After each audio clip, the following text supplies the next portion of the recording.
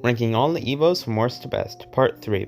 At number 19, I have the Gob Giant. It's a little better in stuff outside of Gob Giant Pekon now because of the furnace, but it still isn't the best, and you're better off running an RG deck. At 18, I have the Goblin Barrel.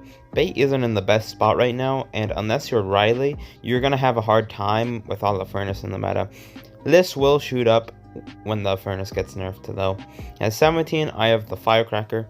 Although you can really only run this in Hoggy Q, and it's just got a nerf, it's still in every other mid-ladder deck, and is still pretty solid.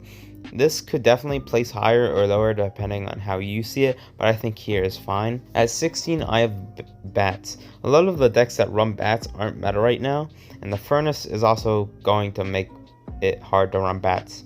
At 15, I have Recruits. They're annoying a lot of the time, and even as a splash shield player, depending on how good the Recruits player is, they can be so annoying to stop. At 14, I have Archers. Lee single-handedly revived Expo, and that's one of the best decks in the game right now.